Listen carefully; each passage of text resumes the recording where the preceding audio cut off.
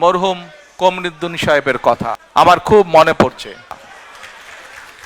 এই মানুষটি, সে সময় আমি অসুস্থ ছিলাম, এবং এই মানুষটি যেভাবে তার সময়ের সব কিছু দিয়েছেন, সব কিছু দিয়ে আমাকে যেভাবে চিকিৎসার সাহায্য করেছিলেন, তার জন্য আমি তার এবং তার পরিবারকে কৃতজ্ঞতা জানাই।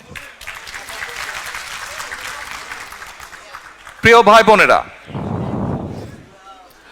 আজকে আমাদের মহান বিজয় দিবস। এই বিজয় দিবসে প্রায় 55 বছর হয়ে গেল বাংলাদেশ স্বাধীন হয়েছে। 1971 সালে লক্ষ মানুষের আত্মত্যাগের বিনিময়ে, লক্ষ মা বোনের সম্মানের বিনিময়ে, বহু মানুষের পঙ্গুত্বের বিনিময়ে আমরা আমাদের এই প্রিয় মাতৃভূমি বাংলাদেশের স্বাধীনতা অর্জন করেছিলাম। প্রিয় ভাই বোনেরা, বাংলাদেশের মানুষ আজকে থেকে 55 বছর আগে যখন যুদ্ধে ঝাঁপিয়ে পড়েছিল, তাদের একটি প্রত্যাশা ছিল, আশা ছিল, আকাঙ্ক্ষা ছিল কিভাবে তারা নিজের দেশটিকে গড়ে তুলবে। আপনারা যারা আজকে বিদেশে আছেন, প্রবাসে আছেন, বিশেষ করে বিভিন্ন উন্নত দেশগুলোতে আপনারা আছেন, সেই দেশগুলোতে যেহেতু আমরা এখানে ঘরে উপস্থিত সকলে আমরা ইউকেতে আছি, আমরা যখন পথে বেরোই ঘর থেকে, পথগুলো যখন পরিষ্কার, মোটামুটিভাবে পরিষ্কার দেখি, আমরা যখন এখানে NHS এর হেলথ সুবিধা নিতে চাই, বা আমরা যখন অন্য অন্য সোশ্যাল সুবিধাগুলো পাই এই দেশের বৈধ নাগরিক যারা, তখন কিন্তু নিজের অজান্তেই আমরা চিন্তা করি যে আহা, আমাদের দেশটা যদি এমন হতো। আমরা চিন্তা করি না? প্রত্যেকটা মানুষ এখানে আমরা চিন্তা করি।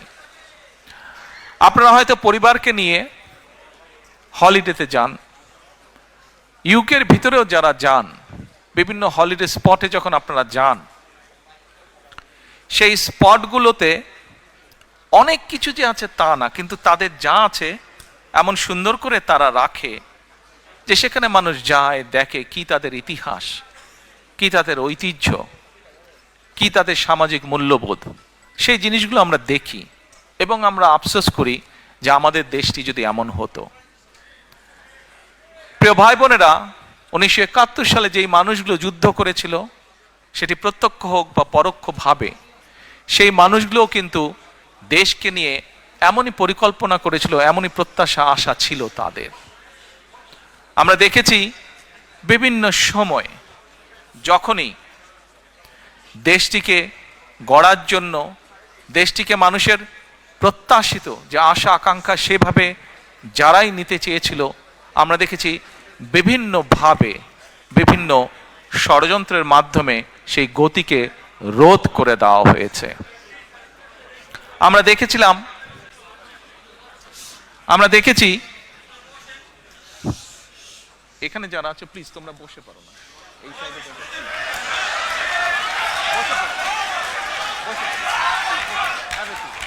ফ্লোরে বসে পারো।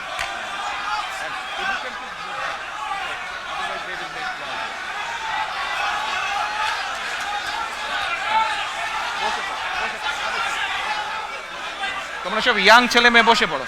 হ্যাঁ, ওইখানে ফ্লোরে অনেক জায়গা আছে, বসে পড়ো।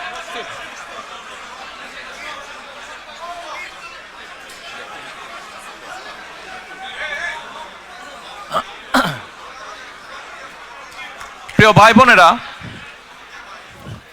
ভাই বোনেরা, বিভিন্ন সময় বিভিন্ন ষড়যন্ত্র হয়েছে। আমরা দেখেছি স্বাধীনতা যুদ্ধের পরে যখন নতুন দেশটি আমরা পেলাম, তখন মানুষ আশায় বুক বেঁধেছিল যে এই দেশে গণতন্ত্রের চর্চা হবে, গণতন্ত্রের ওখানে বসো, তুমি ওখানে বসো, গণতন্ত্রের চর্চা হবে এবং গণতন্ত্রের চর্চার মাধ্যমে ধীরে ধীরে দেশ এবং জাতি এগিয়ে যাবে। হঠাৎ করে আমরা দেখেছি বাকশাল চলে আসলো। আমি এত ডিটেল স্টোরিতে যাব না, কম বেশি আপনাদের ধারণা আছে। গণতন্ত্রের, মানুষের অধিকার, ভোটের অধিকার সবকিছুকে টুটি চেপে ধরা হলো। পরবর্তীতে শহীদ রাষ্ট্রপতি জিয়াউর রহমান যখন দেশ পরিচালনার দায়িত্ব পেলেন জনগণের পক্ষ থেকে, আমরা দেখেছি আবার বহুদলীয় গণতন্ত্র চালু হলো দেশে ধীরে ধীরে। মানুষ কথা বলার অধিকার ফিরে পেল। সংবাদপত্রগুলো ধীরে ধীরে প্রকাশিত হতে লাগলো। সংবাদপত্রগুলো আস্তে আস্তে গঠনমূলক সমালোচনা শুরু করলো সরকারের। জনগণের প্রত্যাশা প্রতিফলিত হতে লাগলো সংবাদপত্রতে, বিভিন্ন আলোচনা অনুষ্ঠান, বিভিন্ন সেমিনারে। আমরা দেখলাম 1974 সালে যে দুর্ভিক্ষ হলো, শহীদ রাষ্ট্রপতি জিয়াউর রহমানের সময় দেখলাম দুর্ভিক্ষ অবস্থা থেকে কাটিয়ে দেশ একটা উৎপাদনমুখী রাজনীতি শুরু করলো। এখানে অনেক সিনিয়র মানুষ আছেন, অনেকেই হয়তো কম বেশি বই পড়ে জেনেছেন, বিভিন্ন ডকুমেন্ট থেকে জেনেছেন, শহীদ রাষ্ট্রপতি জিয়াউর রহমানের সময় খাদ্য উৎপাদন শুধু দ্বিগুণই হলো না, আমরা দেশ থেকে খাদ্য রফতানিও পর্যন্ত করে পেরেছিলাম। হতে পারে অল্প ছিল, কিন্তু করেছিল। বাংলাদেশের মতন একটি দেশ বিদেশে চাল পর্যন্ত রফতানি করেছিল, উদ্বৃত্ত চাল। প্রিয় ভাই বোনেরা, আমরা দেখেছি কিভাবে ধীরে ধীরে সেই সময় গড়ে উঠেছিল মিল, কলকারখানা, যেখানে উৎপাদিত হতে লাগলো বিভিন্ন দ্রব্য, যেখানে আস্তে আস্তে মানুষের কর্মসংস্থান ব্যবস্থা হতে লাগলো। তার ফলে ধীরে ধীরে মানুষের অর্থনৈতিক যে মেরুদণ্ড, সেই অর্থনৈতিক মেরুদণ্ড মজবুত হওয়া ধরল। কিন্তু আমরা কি দেখলাম 1981 সালে? ষড়যন্ত্র বাংলাদেশের বিরুদ্ধে থেমে ছিল না। শহীদ রাষ্ট্রপতি জিয়াউর রহমানকে হত্যা করা হলো। হত্যা করার মাধ্যমে দেশের গণতন্ত্রের গতি, গণতন্ত্রের চর্চা, দেশে মানুষের অর্থনৈতিক ভাগ্য উন্নয়নের যে চাকা, সেটিকে স্তব্ধ করে দেওয়া হলো, বন্ধ করে দেওয়া হলো। তারপরে যুগ আপনারা দেখেছেন, সামরিক শাসনের পরে স্বৈরাচারী এক সরকার ছিল দেশে। গণতন্ত্রের নামে প্রহসন আমরা দেখেছি। 1991 সালে আবারও জনতার আন্দোলনের মুখে সেই স্বৈরাচারের পতন হলো। পরবর্তীতে নির্বাচনের মাধ্যমে বাংলাদেশ জাতীয়তাবাদী দল সাধারণ মানুষের সমর্থনে সরকার গঠন করলো। আমরা দেখেছি দেশনেত্রী খালেদা জিয়ার সরকার বাংলাদেশের মানুষের দ্বারা নির্বাচিত হবার পরে কিভাবে আবার ধীরে ধীরে ধীরে দেশকে গড়ে তুলতে সক্ষম হলো। আমরা দেখেছি সেই সময় কিভাবে দেশে আবারও শিল্প কারখানা স্থাপিত হলো। 1996 সেই ষড়যন্ত্রমূলক নির্বাচনের মাধ্যমে এই যে পলাতক স্বৈরাচার, যারা গত 1 বছর আগে দেশ থেকে পালিয়ে গিয়েছে জনগণের আন্দোলনের মুখে, এরা যখন 96 সালে আসলো, তখন সংসদে একদিন তাদেরই তৎকালীন যে শিল্পমন্ত্রী ছিল, তার নিজের বক্তব্য ছিল যে 91 থেকে 96 সাল পর্যন্ত দেশনেত্রী খালেদা জিয়া যখন দেশ পরিচালনার দায়িত্বে ছিলেন, তখন দেশে 84,000 শিল্প কলকারখানা প্রতিষ্ঠিত হয়েছিল।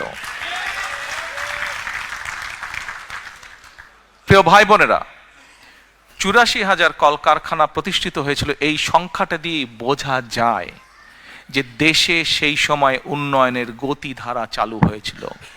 ঠিক একইভাবে যেমন শহীদ রাষ্ট্রপতি জিয়াউর রহমানের সময় দুটি সেক্টর, যেটা নিয়ে প্রত্যেকটি সরকার 75-এর পরে প্রত্যেকটি সরকার বিভিন্ন সময় গৌরব বোধ করেছে। এক, বাংলাদেশের গার্মেন্ট শিল্প, দুই, প্রবাসীদের পাঠানো রেমিটেন্স। এটিও কিন্তু বিএনপি সরকারের করে যাওয়া, জিয়াউর রহমানের করে যাওয়া। প্রিয় ভাই বোনেরা, দেশনেত্রী খালেদা জিয়ার সময় আমরা কি দেখলাম? যেমন দেখলাম 84,000 শিল্প কারখানা স্থাপিত হলো। দেশের গ্রামগঞ্জের রাস্তাঘাটগুলো আস্তে আস্তে পাকা হওয়া ধরলো। স্কুল কলেজগুলোতে আস্তে আস্তে লেখাপড়া শুরু হলো। গ্রামের শিশুদের জন্য, ভবিষ্যৎ প্রজন্মদের জন্য আস্তে আস্তে স্কুল কলেজ স্থাপিত হওয়া ধরলো, নতুন নতুন স্কুল কলেজ। একইভাবে আমরা দেখলাম একটি বিশাল সংস্কার বাংলাদেশের জনসংখ্যার মোটামুটি সকল সময়, সেই সময় 91 সালে খুব সম্ভব জনসংখ্যা ছিল অ্যাবাউট 15-16 কোটির মতন বোধ হয়, না 12-13 কোটির মতন ছিল। তখনও জনসংখ্যার অর্ধেক ছিল নারী। এই অর্ধেক জনসংখ্যাকে যদি আমরা আমাদের পুরো অর্থনৈতিক ব্যবস্থা, আমাদের শিক্ষা ব্যবস্থার মধ্যে না আনি, কোনোভাবেই দেশকে গড়ে তোলা সম্ভব না। এবং আমরা তাই দেখলাম দেশনেত্রী বেগম খালেদা জিয়া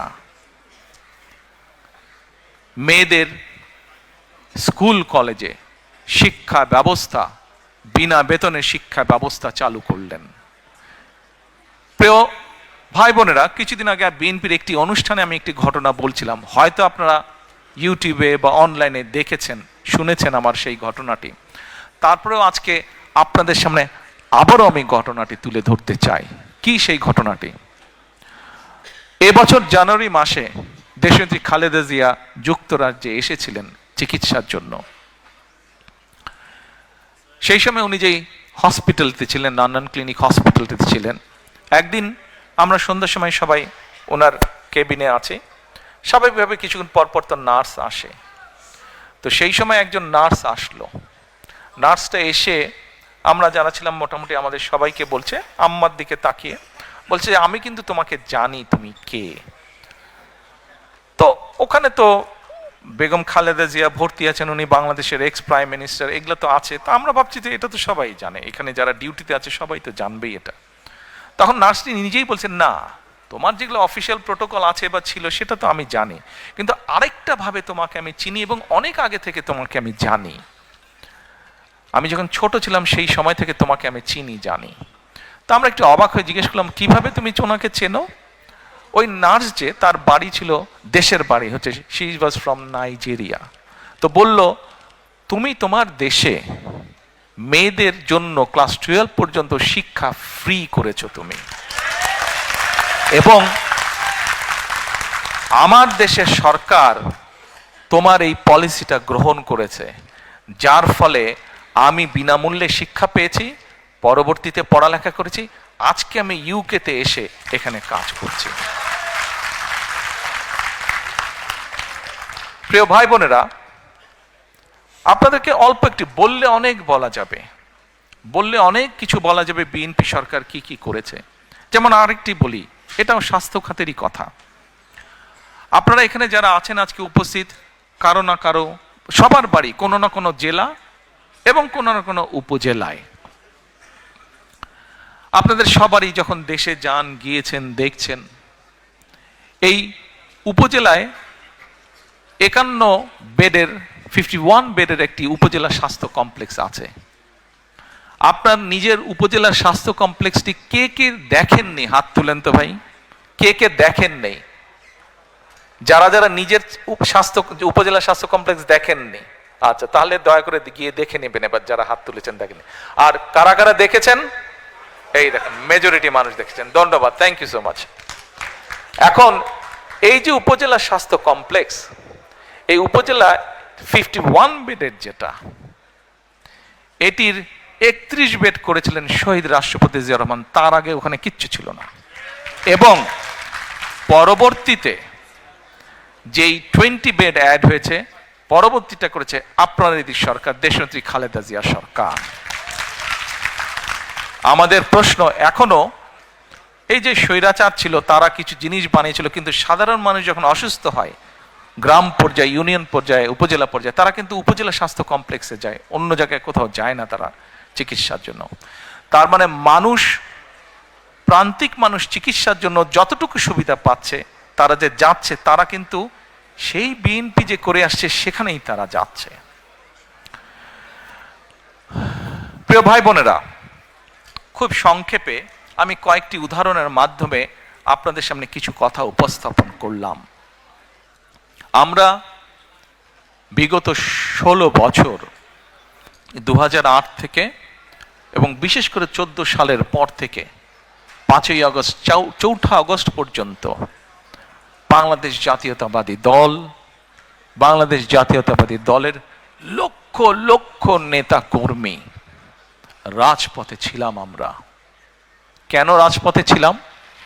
আমরা রাজপথে ছিলাম এই দেশের মানুষের রাজনৈতিক অধিকার, কথা বলার অধিকার, ভোটের অধিকার প্রতিষ্ঠা করার জন্য। আমাদের সাথে আমরা যে শুধু একা ছিলাম তা না, আমাদের সাথে আরো কিছু রাজনৈতিক দল ছিল। কে ছোট কে বড় সেটি কথা না, মূল কথাটি হচ্ছে অত্যাচার, নির্যাতন, অবৈধ ক্ষমতা দখলদারির বিরুদ্ধে আমরা বিএনপি সহ অনেকগুলো রাজনৈতিক দল সে সময় রাজপথে ছিলাম। এই রাজপথে থাকতে গিয়ে আমাদের হাজারের মতন নেতাকর্মী গুমের শিকার হয়েছে, আরো হাজারেরও বেশি নেতাকর্মী খুনের শিকার হয়েছে। আমাদের ৬০ লক্ষের মতন নেতাকর্মী বিভিন্ন নির্যাতন, অত্যাচার, হামলার শিকার হয়েছে। আপনাদের মধ্যে হয়তো এখানে বহু মানুষ আছেন যারা নির্যাতনে অত্যাচারিত হয়ে দেশ থেকে এখানে চলে আসতে বাধ্য হয়েছিলেন। শুধু ইউকে না, ইউরোপের বহু দেশে আছে, মধ্যপ্রাচ্যের বহু দেশে আছে, মালয়েশিয়ায় বহু দেশ আছে, আমেরিকায় বহু দেশে বহু আমাদের নেতাকর্মী আছে যারা হয়তো বাধ্য হয়ে চলে গিয়েছিল দেশ ছেড়ে। প্রিয় ভাই বোনেরা, যুগেরও বেশি সময় ধরে বাংলাদেশ জাতীয়তাবাদী দল আন্দোলন করেছে। আমরা ৫ই আগস্ট যেই স্বৈরাচারকে বাংলাদেশ থেকে বিদায় করেছি, ঝেঁটিয়ে বের করে দেওয়া হয়েছে দেশ থেকে, জনগণের ভয় যে পালিয়ে গিয়েছে দেশ থেকে, এটির ক্রেডিট, এটির অর্জন কোনো রাজনৈতিক দলের নয়। এটির অর্জন সম্পূর্ণভাবে বাংলাদেশের সাধারণ মানুষের ক্রেডিট। এটি আপনারা যদি অগাস্টের সেই দিনগুলো, জুলাইয়ের শেষ দিনগুলো যদি আপনারা দেখেন, শুধু কি রাজনৈতিক দলের নেতৃবৃন্দ মাঠে ছিল, রাজনৈতিক কর্মীরা মাঠে ছিল দলের? নো। সেদিন আমরা দেখেছি একজন রিক্সা চালক মাঠে, আমরা দেখেছি সিএনজি চালক মাঠে, আমরা দেখেছি ক্ষুদে ব্যবসায়ী মাঠে, আমরা দেখেছি স্কুল শিক্ষক মাঠে, আমরা দেখেছি ডাক্তার নার্স মাঠে, আমরা দেখেছি বিভিন্ন কলেজ, বিশ্ববিদ্যালয়ের, প্রাইভেট ইউনিভার্সিটি, স্কুল শিক্ষক, ছাত্র ছাত্রীরা মাঠে, আমরা দেখছি গৃহিণীরা পর্যন্ত রাজপথে, আমরা দেখেছি শিশুরা পর্যন্ত রাজপথে। প্রত্যেকটি মানুষের স্যাক্রিফাইস, প্রত্যেকটি মানুষের অবদান, প্রত্যেকটি মানুষের সাহসিকতার ফলেই সেই আন্দোলন সেদিন সফল হয়েছিল। প্রিয় ভাই বোনেরা, আন্দোলন ইনশাআল্লাহ আলহামদুলিল্লাহ সফল হয়েছে, কিন্তু আন্দোলন সফল হবার সফলতা হচ্ছে একটি অধ্যায়। একটি অধ্যায়। বিজয় করা অনেক সময় বিজয় করা যায়, কিন্তু বিজয়ের সফলতা ধরে রাখা আরো কঠিন। প্রিয় ভাই বোনেরা, যেই কথাটা দিয়ে শুরু করেছিলাম, একটি কথা বলেছিলাম শুরুর দিকে, আমরা যারা ইউকেতে থাকি যখন ঘর থেকে বের হই, এই দেশের অনেক কিছু দেখলে মনে হয় আহা, আমার দেশটা কেন এমন না। প্রিয় ভাই বোনেরা, আমার দেশটি, আমাদের দেশটি যদি গড়ে তুলতে হয় আমাদের প্রত্যাশার মতন, তাহলে তো কাজ আমাদেরকেই করতে হবে, তাই নয় কি? আমাদেরকেই তো, বাংলাদেশের মানুষকে যারা আমরা বাংলাদেশি, আমাদেরকে মিলেই তো কাজটি গড়ে তুলতে হবে, দেশকে গড়ে তুলতে হবে। প্রিয় সহকর্মীবৃন্দ, ষড়যন্ত্র চলছে। ষড়যন্ত্রকারীরা কিন্তু তাদের সেই ৭১-এ যারা ষড়যন্ত্র করেছিল, ৭৫-এ যারা ষড়যন্ত্র করেছিল, ৭ই নভেম্বরে পরাজিত হয়েছিল, ৮১-তে যারা ষড়যন্ত্র করেছিল, ৯৬-তে যারা ষড়যন্ত্র করেছিল, পরবর্তীতে যারা ষড়যন্ত্র করেছে, তাদের ষড়যন্ত্র কিন্তু থেমে নেই। এবং বাংলাদেশ জাতীয়তাবাদী দল একটি দায়িত্বশীল দল হিসাবে আমাদের এবং আমাদের প্রতিটি পর্যায়ের নেতাকর্মীর পবিত্র দায়িত্ব হচ্ছে বাংলাদেশের মানুষকে সাথে নিয়ে সচেতন করার মাধ্যমে সজাগ এবং সতর্ক থাকা এবং বাংলাদেশের মানুষকে সজাগ এবং সতর্ক রাখাই ষড়যন্ত্রের বিরুদ্ধে। প্রিয় ভাই বোনেরা,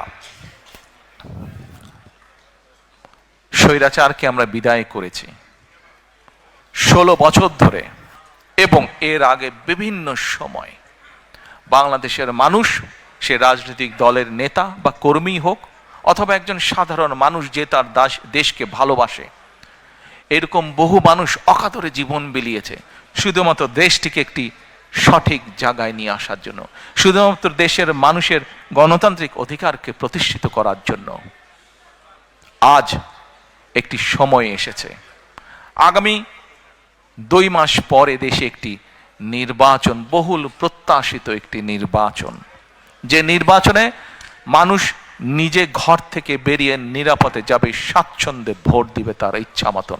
এরকম একটি প্রত্যাশিত দিন সামনে অপেক্ষা করছে। প্রিয় সহকর্মীবৃন্দ, আমরা যেরকম একটি দায়িত্বশীল রাজনৈতিক দল হিসাবে আজকে আমাদের দায়িত্ব যেমন বাংলাদেশের বিরুদ্ধে, বাংলাদেশের মানুষের স্বাধীনতা, সার্বভৌমত্ব, গণতান্ত্রিক অধিকার, ভোটের অধিকার, অর্থনৈতিক স্বাধীনতার বিরুদ্ধে যারা ষড়যন্ত্র করছে তাদের বিরুদ্ধে যেমন বাংলাদেশের মানুষকে সতর্ক রাখা, সজাগ রাখা, একই সাথে প্রিয় ভাই বোনেরা, আমাদের একটি অন্যতম গুরুত্বপূর্ণ দায়িত্ব হচ্ছে দেশের মানুষের সামনে পরিকল্পনা দেওয়া। আমাদের মধ্যে অনেকেই বক্তব্যে বলেন আমরা এই স্বপ্ন দেখছি, আমরা সেই স্বপ্ন দেখছি। আমি ভাই স্বপ্নের মধ্যে নাই, আমি কোনো স্বপ্নের মধ্যে নেই। আমরা আছি পরিকল্পনার মধ্যে, আমরা পরিকল্পনা করব, আমরা পরিকল্পনা বাস্তবায়ন করব। এই আজকে এই যে স্লোগান দাও না, at all I don't enjoy it. এই যে স্লোগান দাও তারেক ভাই জিন্দাবাদ, at all I don't like it.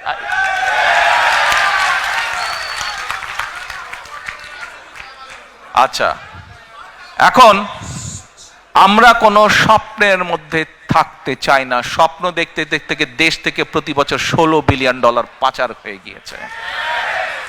স্বপ্ন দেখতে দেখতে দেশের অর্থনৈতিক অবস্থা, দেশের শিক্ষা ব্যবস্থা, দেশের কৃষি ব্যবস্থা, দেশের রাস্তাঘাট, দেশের আইন আদালত, আইন শৃঙ্খলা সবকিছু ভেঙে চুরমার হয়ে গিয়েছে। প্রিয় ভাই বোনেরা, আপনারা যদি একটু রিসার্চ করেন আপনাদের মতন করে, দেখবেন প্রথম যখন শহীদ রাষ্ট্রপতি জিয়াউর রহমান দেশ পরিচালনার দায়িত্ব পেলেন, তার আগে কি অবস্থা ছিল দেশের, সেই খাদের কিনারা থেকে উনি তুলে নিয়ে এসেছিলেন দেশকে। আবারও 90-এ স্বৈরাচারের পতনের পরে যখন দেশনেত্রী খালেদা জিয়া দেশ পরিচালনার দায়িত্ব পেলেন, আবারও ধীরে ধীরে পরিশ্রম করার মাধ্যমে দেশকে একটি অবস্থানে তুলে নিয়ে এসেছেন। এটি হতে পারে প্রকৃতি বলেন, ইতিহাস বলেন, বাস্তবতার একটি নির্মম চিত্র, বা কিভাবে বলবো আমি নিজেও ঠিক জানি না। বাট বাস্তবতা হচ্ছে যখনই এই দেশের স্বাধীনতা, সার্বভৌমত্ব হুমকির সম্মুখীন পড়েছে, যখনই এই দেশের স্বাস্থ্য ব্যবস্থা বলেন, অর্থনৈতিক ব্যবস্থা বলেন, সবকিছু ভেঙে পড়ার উপক্রম হয়েছে, তখনই সেই দায়িত্বটা, সেই কঠিন দায়িত্বটা এসে পড়ে বিএনপির উপরে। প্রিয় ভাই বোনেরা, আমরা দৃঢ়ভাবে বিশ্বাস করি বাংলাদেশ জাতীয়তাবাদী দল, বিএনপির প্রতিটি নেতাকর্মী, শহীদ জিয়া, দেশনেত্রী খালেদা জিয়ার প্রতিটি সৈনিক, আমরা দৃঢ়ভাবে বিশ্বাস করি যে ইনশাল্লাহ আগামী ফেব্রুয়ারি মাসে যে নির্বাচন, সেই নির্বাচনে বাংলাদেশের মানুষের সমর্থন নিয়ে বাংলাদেশ জাতীয়তাবাদী দল সরকার গঠন করতে সক্ষম হবে। এক মিনিট, সমস্যা তো তারপরে, বিপদ কিন্তু তারপরে। আপনারা যারা খুব খুশিতে তালি দিলেন, হ্যাঁ খুশি আপনারা হতেই পারেন। দেশের মানুষের সমর্থন নিয়ে যদি আমরা ইনশাল্লাহ সরকার গঠন করতে পারি, অবশ্যই আমরা দেশের মানুষের কাছে প্রতি যেরকম আমাদের কৃতজ্ঞতা থাকবে, একইভাবে তাদের কাছে আমাদের দায়বদ্ধতা থাকবে, জবাবদিহিতা থাকবে। এই মুহূর্তে দেশের যে শিক্ষা ব্যবস্থা, দেশের যে স্বাস্থ্য ব্যবস্থা, দেশের যে অর্থনৈতিক ব্যবস্থা, ব্যবসা বাণিজ্যের যে অবস্থা, ব্যাংকগুলোর যে অবস্থা, প্রত্যেকটি বিষয়, ইউ নেম এনি সাবজেক্ট, যেই অবস্থা প্রত্যেকটি মানুষের সাথে রিলেট করে, মানুষের জীবনযাত্রার সাথে রিলেট করে, প্রত্যেকটি অবস্থার অত্যন্ত শোচনীয় অবস্থা, প্রত্যেকটি ক্ষেত্রে অত্যন্ত শোচনীয় অবস্থা। আমরা বিশ্বাস করি, আমরা শহীদ জিয়া, দেশনেত্রী খালেদা জিয়ার সৈনিক যারা, আমরা বিশ্বাস করি ইনশাল্লাহ মানুষের সমর্থন নিয়ে আমরা সরকার গঠন করতে সক্ষম হব। কিন্তু সামনের পথ অসম্ভব অসম্ভব কঠিন, অসম্ভব কঠিন। এবং এই কঠিন পথ যদি পাড়ি দিতে হয়, অনেকে অনেক বড় বড় সুন্দর সুন্দর ভালো ভালো কথা বলতে পারবে, কিন্তু আমাদেরকে পরিকল্পনা গ্রহণ করতে হবে যদি এই কঠিন পথ আমরা অতিক্রম করতে চাই। আমাদের কি পরিকল্পনা গ্রহণ করতে হবে? এরকম কয়েকটি পরিকল্পনার কথা আপনাদের সামনে আমি আজকে তুলে ধরতে চাই। সময় পাবো? Thank you. না সারা রাত না ভাই, আমারও সকালে কাম আছে, আপনাদেরও কাম আছে। এখন কয়েকটি আপনাদের সামনে আমি তুলে ধরবো। আপনাদের নিশ্চয়ই মনে আছে প্রিয় ভাই বোনেরা, আপনাদের নিশ্চয়ই মনে আছে আজকে থেকে যখন বাংলাদেশের মানুষের, বাংলাদেশের ঘাড়ে ওই পলাতক পতিত স্বৈরাচার চেপে বসেছিল, ঠিক সেই সময় আপনাদের দল বিএনপি বাংলাদেশে আজকে থেকে প্রায় 2.5 বছর আগে, তখন কেউ জানতো না যে কবে, আমরা প্রত্যেকে দৃঢ়ভাবে আত্মবিশ্বাসী ছিলাম যে স্বৈরাচারকে পড়তে হবে, তাকে চলে যেতে হবে।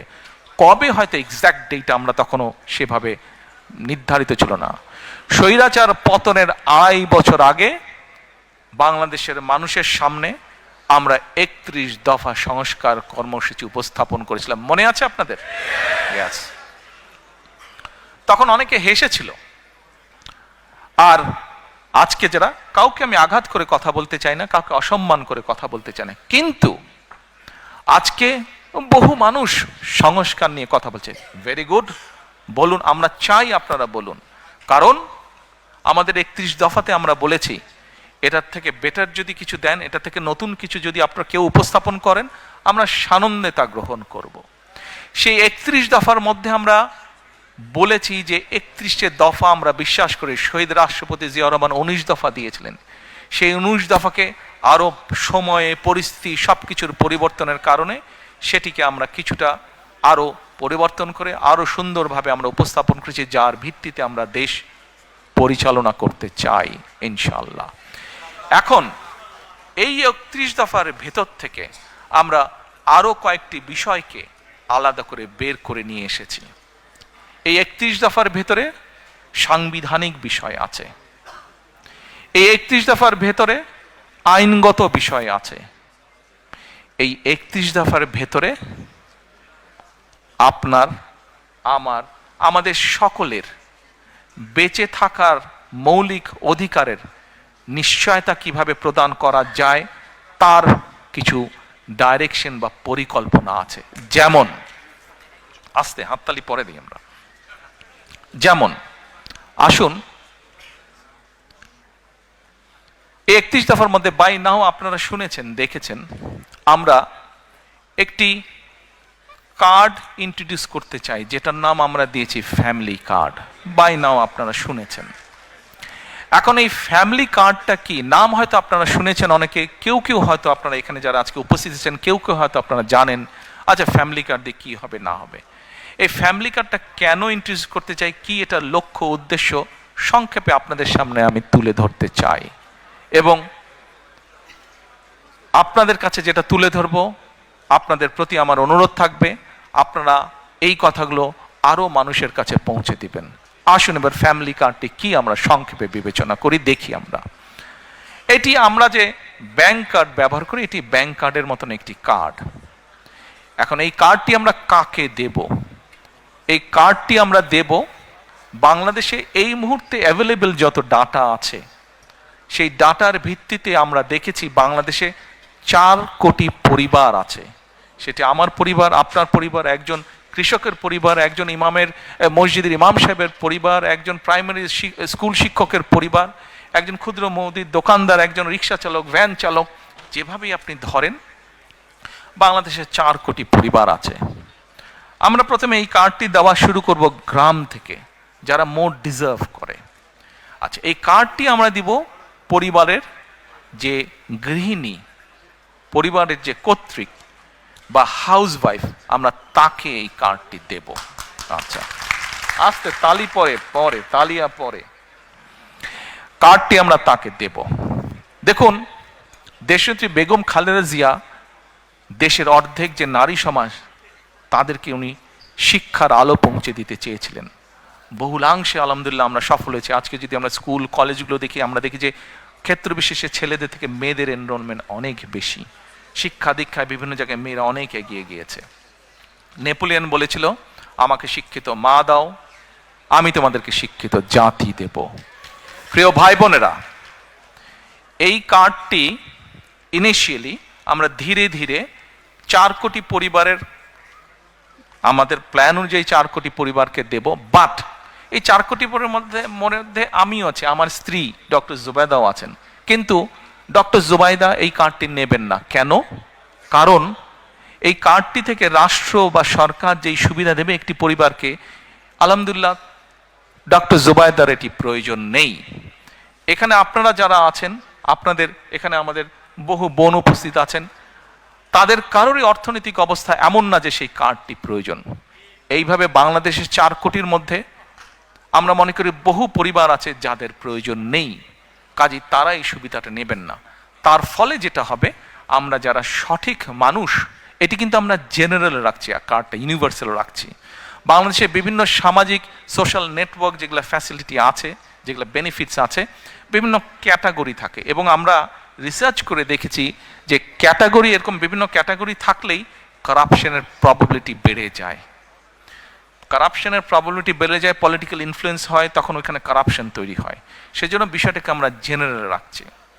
আচ্ছা, এই কার্ডটি আমরা মহিলাদেরকে দেব। আমরা এর মধ্যে কতগুলো 10টা স্পট, সরকারের কিছু নিয়ম আছে, আপনি হুট করেই চালু করতে পারবেন না, পাইলট প্রজেক্ট করতে হয় সরকারকে। এই কার্ডটির মধ্যে আমরা 2টো উপায় রেখেছি। 2 থেকে 2,500 টাকা পর্যন্ত আমরা কিছু মহিলা বা পরিবারকে বা হাউসওয়াইফকে আমরা দেব, আর 2,500 টাকার সম পরিমাণ খাদ্য সহায়তা আমরা দেব।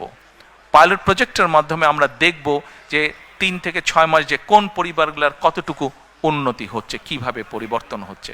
যেটা বেটার হবে, যদি ক্যাশে বেটার হয় আমরা ক্যাশ দেব, যে যদি খাদ্য সহায়তা দিয়ে বেটার হয় তাহলে আমরা খাদ্য সহায়তা দেব। আচ্ছা, এর ভিতরে অলরেডি আমরা কাজ করেছি। আপনারা বলতে পারেন, হয়তো কেউ জিজ্ঞেস করতে পারেন যে you see if you keep on talking I cannot talk.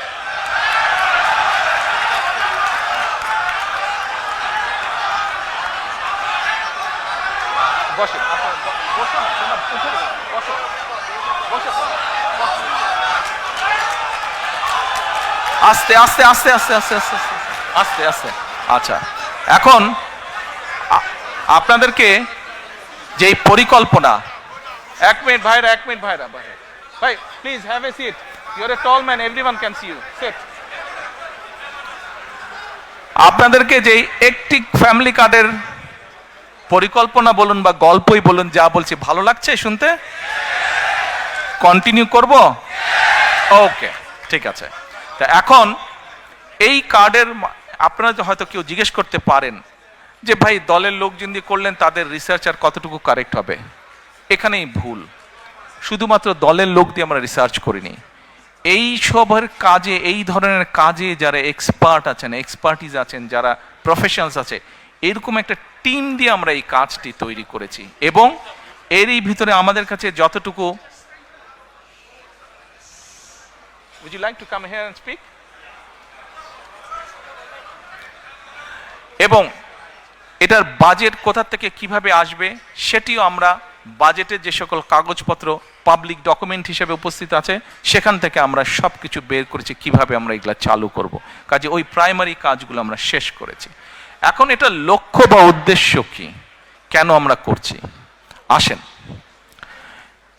আপনি চিন্তা করে দেখুন, একজন কৃষক বা একজন মসজিদের ইমাম সাহেব বা মুয়াজ্জিম সাহেব, তার পরিবারের হাতে যখন আপনি এই কার্ডটি দিবেন, প্রথম 6 মাস কিছু হবে না, প্রথম 2 বছরও কিছু হবে না, 3 বছরও কিছু হবে না, বাট 5 বছরের মাথায় গিয়ে কি কি পরিবর্তন হবে সেটা একটা চিত্র আপনাদের সামনে আমি তুলে ধরি, একটা পিকচার তুলে ধরি।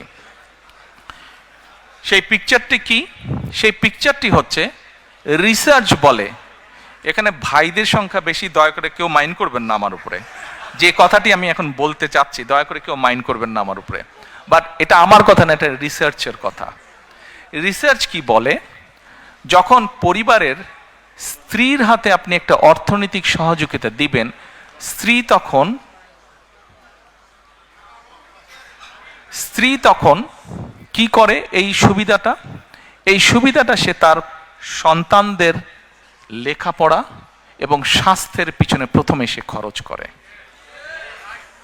রিসার্চ বলে, এই টাকাটা বা সহযোগিতাটা যদি বাবার হাতে যায়, বাবা ওই পাড়ার চায়ের দোকানে গিয়ে গল্প গুজব করে বন্ধু বান্ধবের টাকাটা উড়িয়ে দেয়।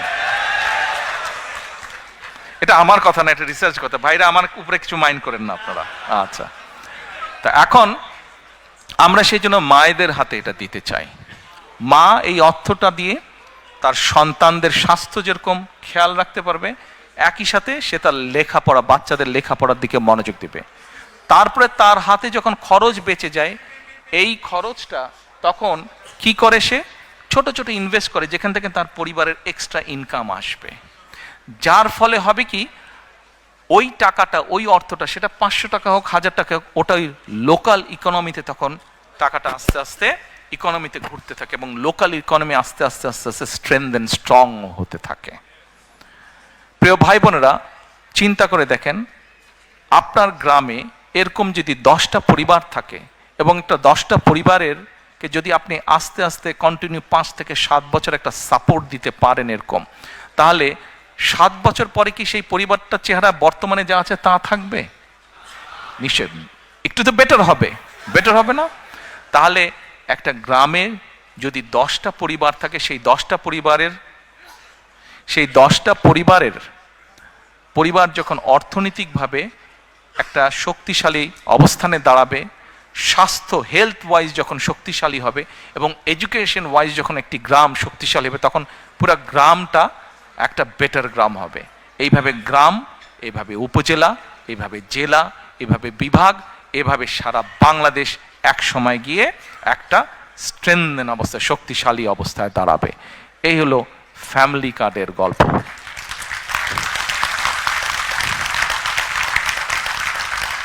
এই ফ্যামিলি কার্ড কিন্তু স্বপ্ন না, এটা হচ্ছে পরিকল্পনা, এবং ইনশাল্লাহ এই পরিকল্পনা আমরা বাস্তবায়ন করব। আমরা যদি 4 কোটি পরিবারের অন্তত 30 to 40% কাছেও রিচ করতে পারি, তাহলেও ইনশাল্লাহ বাংলাদেশের চেহারার একটা বিরাট পরিবর্তন হবে।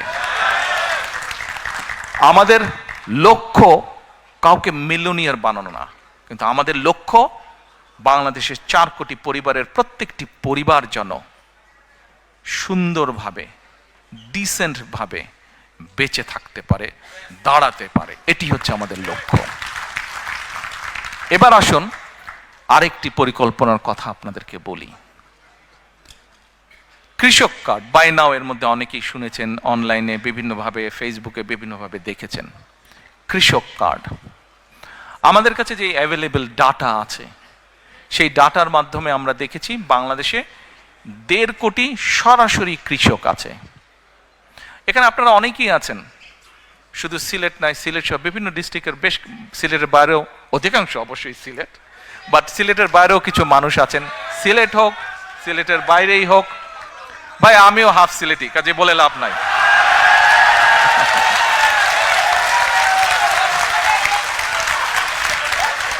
আচ্ছা, এখন এই যে আমরা কিন্তু এখন বাংলাদেশের কৃষকদের নিয়ে কথা বলছি। Very important issue, very important. So quiet you have to be very quiet. It's a very important issue we will be discussing now. আচ্ছা, বাংলাদেশে প্রায় 1.5 কোটি কৃষক আছে যারা সরাসরি কৃষক। এ ক্যামেরাম্যান, আপনি ভাই একটু ডিস্টার্ব করছেন, আপনি অনেককে ডিস্টার্ব করছেন। যে বাংলাদেশে 1.5 কোটি কৃষক আছে। এখন এই কৃষকের মধ্যে আবার কয়েকটা ক্যাটাগরি আছে কিন্তু, প্রান্তিক কৃষক, ক্ষুদ্র কৃষক, মাঝারি কৃষক, বড় কৃষক।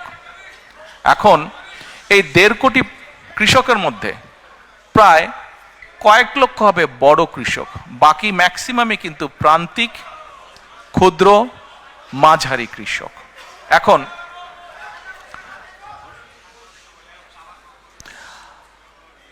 আপনাদের মধ্যেও অনেকেই কৃষক আছেন কিন্তু সরাসরি কৃষক না, হয়তো আপনার জমি আছে, আপনি কারো কাছে বর্গা দিয়ে দিয়েছেন, তাই না? মানে কাউকে দিয়ে দিয়েছেন, লিজ দিয়েছেন জমিটা, যে তুমি চাষবাস করো, ঠিক আছে, এন্ড অফ দ্য ইয়ার তুমি আমাকে এরকম একটা অ্যামাউন্ট দিও। অনেকেই আছেন এখানে। কিন্তু আমরা যেটা করতে চাইছি, এই কৃষক কার্ডটা হবে ব্যাংক কার্ডের মতনই, ওটাতে একটা চিপ থাকবে, এবং আমরা বাংলাদেশে যত কৃষি জমি যা আছে সবগুলাকে একটা সার্ভারের ভিতরে আমরা নিয়ে আসব।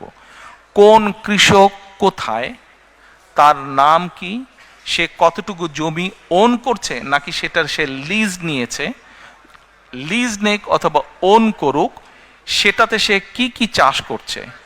কোনো জায়গায় বছরে 2টো ক্রপ হয়, কোনো জায়গায় বছরে 3টে ক্রপ হয়, কোনো জায়গায় 1টা ক্রপ হয়। কাজেই তার কোন কি ক্রপ হচ্ছে সেই হিসাবও আমরা পুরা রেডি করব।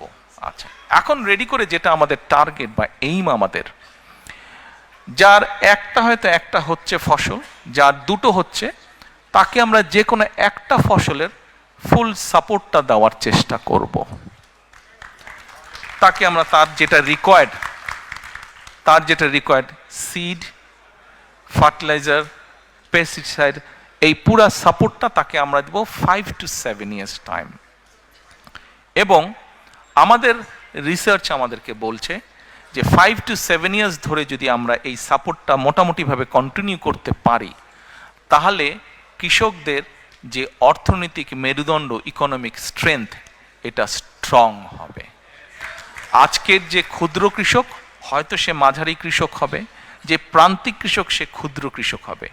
যদি নাও হয়, অন্তত তার অবস্থার পরিবর্তন হবে, তার প্রোডাকশন বাড়বে। আমরা এই যে প্রায় পত্রপত্রিকায় নিউজ পড়ি যে এই দ্রব্যের দাম বেড়ে গেছে, নিত্য প্রয়োজনীয় ওই দ্রব্যের দাম বেড়ে গেছে। দেখুন, বাংলাদেশের জনসংখ্যা প্রায় 20 কোটি প্লাস মাইনাস মিনিমাম। এই জনসংখ্যাকে যদি আপনার ফুড সাপ্লাই দিতে হয়, আমাদেরকে অবশ্যই আমাদেরকে এগ্রিকালচারের প্রোডাকশন বাড়াতে হবে। আমরা এগ্রিকালচার প্রোডাকশন যদি না বাড়াই, কোনোভাবেই কিচ্ছু করা যাবে না। আচ্ছা, এর মধ্যে আমাদের আরেকটি প্রোগ্রাম আছে এই কৃষক কার্ডের ভিতরে। 10টা ফ্যাসিলিটি আমরা দেব। যেমন অনেক সময় বিভিন্ন জায়গায় বন্যা হচ্ছে, বিভিন্ন জায়গায় দুর্যোগ, বৃষ্টি, ঝড় হচ্ছে। আমরা এর ভিতরে এক ভদ্রলোকের সাথে কথা বলছি, বাংলাদেশি ভদ্রলোক, উনি এই ক্লাইমেট নিয়ে কাজ করে, উনি অস্ট্রেলিয়াতে থাকেন। এখন তোমার উপজেলা কোনটা? বালাগঞ্জ। তোমার ইউনিয়ন? পূর্ব গৌরীপুর। বালাগঞ্জের পূর্ব গৌরীপুর। এখন ওখানে ধরেন একজন কৃষক ডিসাইড করলো যে সে কালকে সার দিবে, ফার্টিলাইজার দিবে, কিন্তু কালকে বৃষ্টি যদি হয় তাহলে ফার্টিলাইজার সব ওয়াশ আউট হয়ে যাবে, তাতে তার ফাইন্যান্সিয়ালি লস হবে। আমরা যে জিনিসটা প্ল্যান করছি, যেহেতু আমরা পুরো সার্ভার ভিতরে পুরো একদম ম্যাপিং করে, জোনিং করে আমরা নিয়ে আসব, এবং তাদেরকে আমরা স্মার্টফোনের মাধ্যমে সিস্টেম, আমরা অ্যাপ দিয়ে দিব আস্তে আস্তে। একবারে we can do that, gradually we will do that.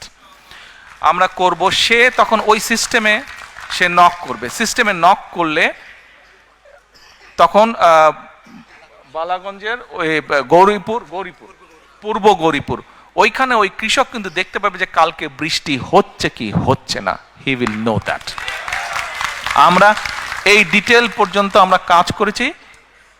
বাংলাদেশের মানুষ তাদের সমর্থন দিলে, আমরা ইনশাল্লাহ সরকার গঠনে সক্ষম হলে, gradually we will build this system. তার লোন, বিভিন্ন এখন লোন নিতে গেলে বিভিন্ন রকম সমস্যা হয় কৃষকদের। তার কাছে যে কোনো কার্ডটা থাকবে, সে সেই ব্যাংকে যাবে, দেওয়ার সাথে সাথে ডিটেল তার সব কিছু চলে আসবে, কত যদি আগের লোন থাকে, কি আছে না আছে সব কিছু তার চলে আসবে। অর্থাৎ ক্রেডিট স্কোর, এই দেশে সবাই পরিচিত ক্রেডিট স্কোরের সাথে, তার পুরো ক্রেডিট স্কোর চলে আসবে। আমরা এই কাজগুলো করেছি। দিস ইজ হাউ আমরা আমাদের এগ্রিকালচারকে প্ল্যান করছি। আপনারা হয়তো বলতে পারেন আমাদের অনেক জায়গায় অনেক ফসল হয়, কিন্তু কৃষকরা টাইম মতন বাজারে নিতে পারে না, বেচতে পারে না, কোল্ড স্টোরেজ নাই। ইয়েস, আমরা ওটার উপরেও কাজ করেছি। ওটার উপরে আমরা কাজ করি, বিভিন্ন জায়গায় কোল্ড চেন কীভাবে এস্টাবলিশ করা যায়, সেটা বড়ই হোক অথবা পোর্টেবল কোল্ড স্টোরেজ বা কোল্ড চেন হোক, কীভাবে করা যায় সেটার উপরেও আমাদের ওয়ার্ক প্ল্যান করা আছে। এবার আসুন, এখানে একটু আগে শরফু বক্তৃতা দিয়ে গেছে। শরফু বক্তৃতা দিয়েছে আরাফাত রহমান কোকো, একটা অর্গানাইজেশন আছে স্পোর্টসের, সেটা ও বেচারা, ও সহ শেখ সহ কয়েকজন মিলে অনেক বছর ধরে ওরা করছে। From our family we are very grateful to you, যারা তোমরা এটা করেছো, থ্যাংক ইউ। তো এখন ওর কথাটা নিয়ে আসলাম একটু আগে, ও যেহেতু ছিল ওই বিষয়টা নিয়ে, স্পোর্টস। দেখেন এখানে আপনারা যারা, আমরা যারা আছি, যাদের স্কুল গোয়িং বাচ্চা ছিল বা আছে, আমরা কিন্তু কি দেখি, স্কুলে যাচ্ছে বাচ্চারা লেখাপড়া করছে, কিন্তু একই সাথে এক্সট্রা ক্যারিকুলাম কিন্তু থাকছে। ডিবেট ক্লাবে যাচ্ছে, ম্যাথস ক্লাবে যাচ্ছে, বিভিন্ন স্পোর্টসে যাচ্ছে, বিভিন্ন কালচারে যাচ্ছে, হিস্ট্রি করছে, মিউজিক করছে, করছে না? আচ্ছা, ল্যাঙ্গুয়েজও করছে। কিন্তু আমাদের অনেকের পরিচিত বাচ্চা যাদেরকে চিনি আমি, ল্যাঙ্গুয়েজ করছে, কেউ স্প্যানিশ শিখছে, কেউ ফ্রেঞ্চ শিখছে, কেউ জার্মান শিখছে, আছে। আমরা এডুকেশনের মধ্যে, আচ্ছা এডুকেশনে চলে আসলাম, এডুকেশনটা বলে তারপরে স্পোর্টসটা বলছি। আমরা এডুকেশনের মধ্যে এই জিনিসগুলো আনতে চাচ্ছি, এডুকেশনের মধ্যে আমরা এই জিনিসগুলো আনতে চাচ্ছি। আমরা প্রাইমারি এডুকেশনের উপরে জোর দিতে চাই সবচাইতে বেশি। প্রাইমারি এডুকেশনের উপরে একবারে আমরা পারবো না। সারা বাংলাদেশে প্রাইমারি স্কুলে প্রায় 3.5 লক্ষ, 350,000-এর বেশি টিচার আছে, প্রাইমারি টিচার। এখন এই প্রাইমারি টিচারদেরকে আমাদের ট্রেনিং দিতে হবে। কেন ট্রেনিং দিতে হবে?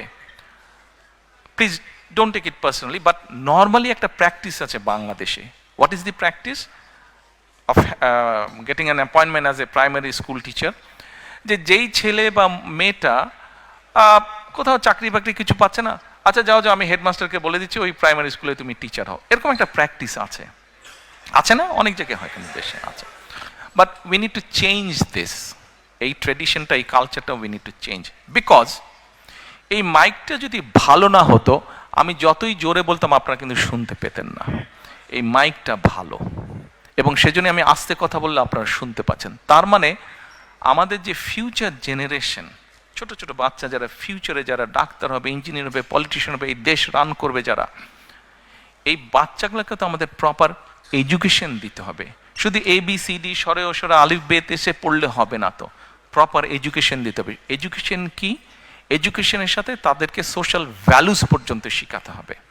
এখন এই 3.5 লক্ষ টিচারকে কি ঢাকায় বছর বছর এনে ট্রেনিং দেওয়া is very costly, very costly. কিন্তু 3.5 লক্ষ, হোয়াট উই আর প্ল্যানিং, আমরা 1 ট্যাব 1 টিচারে যেতে চাচ্ছি।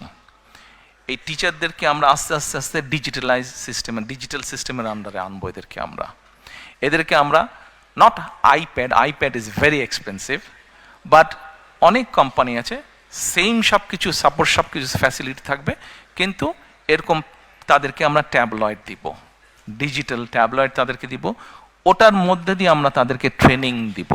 তাদেরকে, যেই টিচারগুলো অলরেডি অ্যাপয়েন্ট হয়ে গেছে তাদেরকে তো আমরা বের করে দিতে পারবো না, তাদেরকে আমাদের ট্রেনিং দিয়ে তাদেরকে ইমপ্রুভ করতে হবে, বেটার করতে হবে, স্ট্যান্ডার্ডে আনতে হবে, যাতে ওই বাচ্চাগুলোকে তারা প্রপার এডুকেশন দিতে পারে। অ্যাট দ্য সেম টাইম এখন থেকে আমরা যেই টিচারগুলো, মানে আমরা যখন দায়িত্ব পাবো ইনশাল্লাহ, তারপর থেকে যেই টিচারদেরকে আমরা নিব, আমরা ভালো স্টুডেন্ট যারা, তাদেরকে we will try to appoint as the primary teacher. যারা ভালো স্টুডেন্ট সমাজের, ছেলে হোক মেয়ে হোক। সেই জন্যই আমরা প্রথমেই প্রাইমারি এডুকেশনে আমরা এমফেসাইজ সবচেয়ে বেশি দিতে চাই। বিকজ আজকে যদি আমি ভালো প্রোডাক্ট তৈরি করতে পারি, ফিউচারে আমি ইনশাল্লাহ ভালো রেজাল্ট পাবো। ভালো টিচার মানে আমি ভালো ফিউচার পাবো। আচ্ছা আসেন, এখন এই যে বাচ্চাগুলোকে ক্লাস 1 থেকে শুরু ক্লাস 12 পর্যন্ত আমরা কি কি করব। এদেরকে আমরা যারা স্কুলে পড়েছি বাংলাদেশে আমরা জানি যে কম বেশি 10টা সাবজেক্ট থাকে, 10টা সাবজেক্ট, প্রত্যেকটা 100 মার্ক হয়, প্লাস মাইনাস 1000-এর উপরে মার্কিং হয় পরীক্ষার সময়। আমাদের চিন্তা ভাবনা হচ্ছে যে আমরা সরকার থেকে আমরা ধরেন 5টা খেলা, যেই খেলাগুলো আমাদের ছেলে মেয়েরা খেলে, শুধু ছেলেদের জন্য না, অবশ্যই মেয়েদেরকে আমরা এটাতে ইনক্লুড করছি, ছেলে বা মেয়েরা সাধারণত যেগুলো খেলে ধরেন 6টা খেলা, যেগুলো কিছু থাকবে কমন, কিছু থাকবে পার্টিকুলারলি ছেলেদের জন্য, পার্টিকুলারলি মেয়েদের জন্য। আমরা এই খেলাগুলোকে কম্পালসারি করবো অ্যাজ এ সাবজেক্ট। বাচ্চা নিজে চুজ করে নেবে, বাচ্চা নিজে চুজ করে নেবে সে কোনটা। কেউ যদি ফুটবল খেলতে চায় ও ফুটবল খেলবে, কেউ যদি ব্যাডমিন্টন খেলতে চায় ও ব্যাডমিন্টন খেলবে, ও কিন্তু ওকে খেলতেই হবে, একটা স্পোর্টস ওকে করতেই হবে, কম্পালসারি। আচ্ছা, এবার আসেন আরেকটা জিনিস, ওকে আর্ট কালচার আনতে হবে। শুধু পড়ালেখা অবশ্যই দরকার একটা জাতির জন্য, কিন্তু শুধু পড়ালেখা করলে হবে তো না। আর্ট কালচার যদি একটা জাতি না জানে তো কেমন করে হবে? আর্ট এবং কালচার জানতে হবে, হিস্ট্রি জানতে হবে, আমার হেরিটেজ জানতে হবে, আমার হিস্ট্রি না জানলে তো হবে না। কাজেই আমরা চাই আমাদের বাচ্চারা ছবি আঁকা শিখবে, গান শিখবে, কিভাবে মিউজিক ইনস্ট্রুমেন্ট বাজাতে হয় শিখবে। সরকার ব্যবস্থা করবে, এডুকেশন ডিপার্টমেন্ট থেকে ব্যবস্থা করবে কয়েক ধরনের মিউজিক ইকুইপমেন্ট, গান শেখার ব্যবস্থা করবে। বাচ্চা চুজ করবে সে গান শিখবে নাকি সে ইনস্ট্রুমেন্ট। যেমন ব্যক্তিগতভাবে যদি আমাকে বলতে, আমার ছোটবেলা থেকে খুব ইচ্ছা ছিল কিবোর্ড বাজানোর। আমি গিটার প্র্যাকটিস কয়েকদিন শুরু করেছিলাম, কিছুদিন করেছিলাম, কমপ্লিট করতে পারিনি। হাওয়াইয়ান গিটার আমি বাজাতাম, আমার ইচ্ছা ছিল, হয়নি কোনো কারণে। কিবোর্ড বাজানোর শেখার ইচ্ছা ছিল আমার, আই কুড নট, হয়নি। আমার এরকম অনেক বাচ্চা আছে যারা চায়, কিন্তু ফ্যামিলি প্রবাবলি এফোর্ড করতে পারে না, ফ্যামিলি এফোর্ড করতে পারে না। তো ফ্যামিলি যখন এফোর্ড করতে পারে না, তাহলে কি এটা স্টেটের রেসপন্সিবিলিটি না যে সেই বাচ্চাটাকে তার যে কোয়ালিটিটা আছে সেটা সে যাতে প্রকাশ করতে পারে? এটা তো স্টেটের রেসপন্সিবিলিটি। আমরা এই ফ্যাসিলিটিগুলো তৈরি করতে চাই। খেলা গেল, আর্ট গেল, কালচার গেল। এবার আসেন, আমরা ক্লাস 6 থেকে প্রাইমারি শেষ হওয়ার পর থেকে ক্লাস 12 পর্যন্ত আমরা এদেরকে বিভিন্ন ভোকেশনাল এবং টেকনিক্যাল নো হাউ বিভিন্ন জিনিস শেখাবো। আমরা বিভিন্ন জিনিস শেখাবো। যেমন আমরা একটা এক্সাম্পল দেই, এই দেশে আপনারা অনেকেই যারা আসেন, যেমন এখানে কি জানি বলে, অনেকেই আছেন, যেমন আমাকে মহিদুর রহমান সাহেব বলেছেন যে উনি যখন প্রথম রেস্টুরেন্ট দেন উনি নিজেই সার্ভিং এর কাজ করতেন, মনে আছে? আপনি বলেছিলেন আমাকে, কয়েছেন আমাকে একদিন বলেছে যে ও নিজেও প্রথমে কাজ করত। কিন্তু ধরেন একটা ছেলে এই যে রেস্টুরেন্টে কিভাবে খাবার দিতে হয়, কিভাবে শেফের কাজ করতে হয়, অথবা কিভাবে ডাইনিং সাজাতে হয়, এটা যদি আপনি একটা ছেলে বা একটা মেয়েকে যদি প্রপারলি ইনস্টিটিউশন মাধ্যমে শিক্ষা দিতে পারেন, উইথ আদার কোয়ালিটিস ক্যারিকুলাম, কি ও স্পোর্টসে ভালো, ও মিউজিকে ভালো, এবং সাথে ইংলিশ ল্যাঙ্গুয়েজ জানে, সাথে সেকেন্ড আরেকটা ল্যাঙ্গুয়েজ জানে। ইংলিশের বাইরে যদি আপনি বলেন সেকেন্ড আরেকটা ল্যাঙ্গুয়েজ জানে, তাহলে একটা বাচ্চা, একটা ছেলে বা মেয়ে ক্লাস 12 পর্যন্ত ও পড়ালেখায় মোটামুটি, বাট ইংলিশটা মোটামুটি সে ভালো পারে, সাথে জার্মান বা ফ্রেঞ্চ ভালো পারে, স্পোর্টস জানে, আর্ট জানে, ডিবেট করতে পারে, ভোকেশনাল ট্রেনিং অথবা স্পেশাল কোনো এরকম হোটেল ম্যানেজমেন্ট ট্রেনিং তার আছে। এখন বলেন তো এই বাচ্চাটাকে কে কোথায় আটকে রাখতে পারবে? ও যদি বিদেশে কোথাও যায় জবের কোনো প্রবলেম হবে? এতগুলা কোয়ালিটি যার মধ্যে আছে, জবের কোনো প্রবলেম হবে না। হ্যাঁ, আপনি হ্যাঁ বসেন, আসছি। আমরা ওকে বাচ্চাদেরকে কি কি শেখাবো? আমাকে যদি এই মুহূর্তে বলেন, অনেকের মধ্যে হয়তো ইটালিতে গিয়েছেন, ইউরোপের আরো অনেকগুলো দেশ। বাংলাদেশের পপুলেশন যদি আমরা ডাইনামিকটা দেখি, তাহলে আমরা দেখব কি ইয়াং জেনারেশনের সংখ্যা বেশি, এল্ডারলি জেনারেশনের সংখ্যা কম। কিন্তু আমরা ইউরোপের অনেক দেশে আমরা যদি যাই, আমরা দেখব যে এল্ডারলি জনসংখ্যা বেশি, ইয়াং জেনারেশন কম। ইভেন ইটালিতে গ্রামের পর গ্রাম খালি হয়ে যাচ্ছে, জাপানে গ্রামের পর গ্রাম খালি হয়ে যাচ্ছে, ইভেন চায়নাতে এই সমস্যা শুরু হয়েছে। এখন ধরেন একটা ছেলে বা মেয়ে ইটালিয়ান ল্যাঙ্গুয়েজ পারে, ইংলিশ তো পারে, জাপানিজ ল্যাঙ্গুয়েজ পারে, তাহলে এই বাচ্চাটা যখন যাবে উইথ আদার কোয়ালিফিকেশন, ওকে কে আটকে রাখবে? আমরা সেই জন্য চিন্তা করেছি আমরা যেই সাবজেক্টগুলো, ল্যাঙ্গুয়েজ কোর্সগুলো অ্যাড করব। ভালো লাগছে? কন্টিনিউ করব? আমরা তাদেরকে German, French, Japanese, Mandarin and Arabic, এই কয়টা। আচ্ছা, বলতে পারেন অ্যারাবিক কেন? বাংলাদেশে বছরে 8 থেকে 10 লক্ষ মানুষ বিদেশে যাচ্ছে। এই 8 থেকে 10 লক্ষের মতন প্রায় 7 লক্ষ মানুষ মিডল ইস্টে যাচ্ছে। কিন্তু আনফর্চুনেটলি এই 7 লক্ষ মানুষ খুব লো পে স্কেলের কাজ করছে। আমরা এটাকে একটা অর্গানাইজ ওয়েতে নিয়ে আসতে চাচ্ছি। যেই মানুষগুলো মিডল ইস্টে যাচ্ছে তাদেরকে যদি আপনি মিডল ইস্টে যেই কাজগুলো হয়, যেই জবগুলো বেশি পাওয়া যায়, সেই রিলেটেড ট্রেনিংগুলো যদি তাদেরকে দিতে পারেন, সেই related training with the language আপনি যদি তাদেরকে রেডি করতে পারেন, তাহলে যে মাসে $100 বেতন পাচ্ছে, ইজিলি সে $500 বেতন পাবে। ভ্যালু অ্যাড হচ্ছে।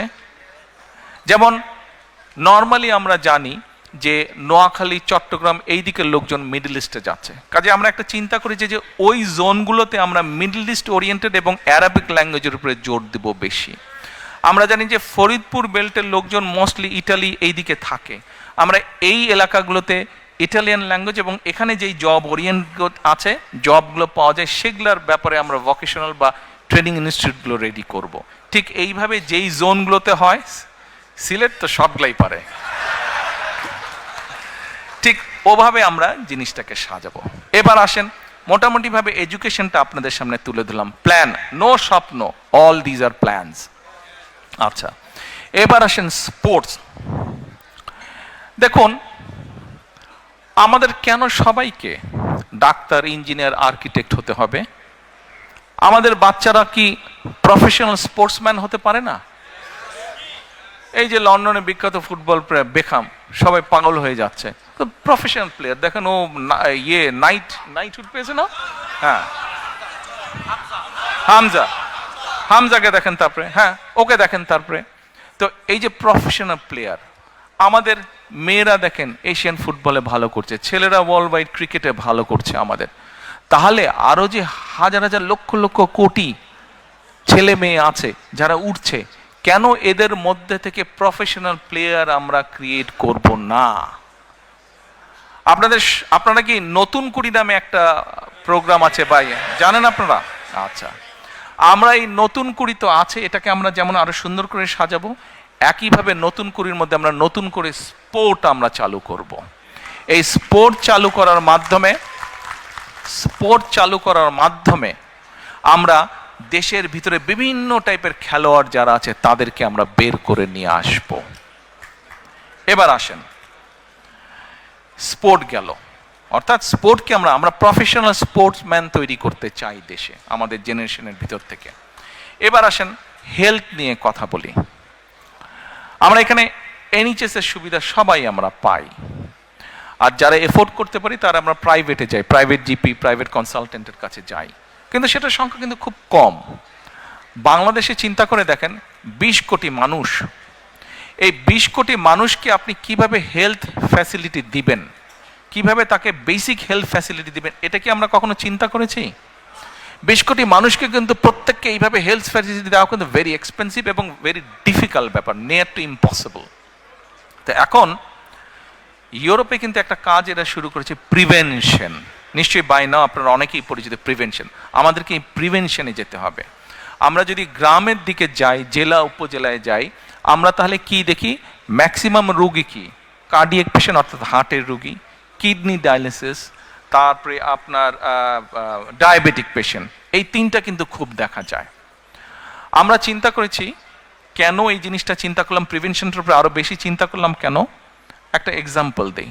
ধরেন সিলেট মেডিকেল কলেজ, এটা তো সিলেট শহরে, তাই না? মেডিকেল কলেজ, এই মেডিকেল কলেজ কত বেডের?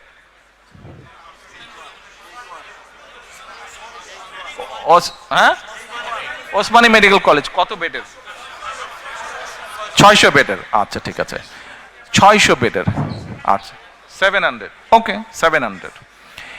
এই 700 বেড, তার মানে সরকারের পক্ষে পসিবল এইখানে প্রতিদিন 700 বেডের ওষুধ, ডাক্তার, নার্স, ব্যান্ডেজ যাই লাগুক না কোনো 700-এর ক্যাপাসিটি আছে দেবার সরকারের। কিন্তু আপনি একদিন ওই সামনে দাঁড়িয়ে থাকেন, ওখানে 700 না, ওখানে এভরিডে 3000 পেশেন্ট আসে। 3000 পেশেন্ট, অর্থাৎ ধরেন আজকে 16 তারিখ 3000 আসলো, কালকে 17 তারিখ 3000 আসলো, পরশুদিন 18 তারিখ 3000 আসলো। আপনি আজকে 700 নিলেন, তার মানে 3000 3000 3000 পরপর 2 দিন ধরি আমরা 3000 6000। আপনার ক্যাপাসিটি হচ্ছে 700 টু ম্যানেজ ক্যাপাসিটি হচ্ছে 700।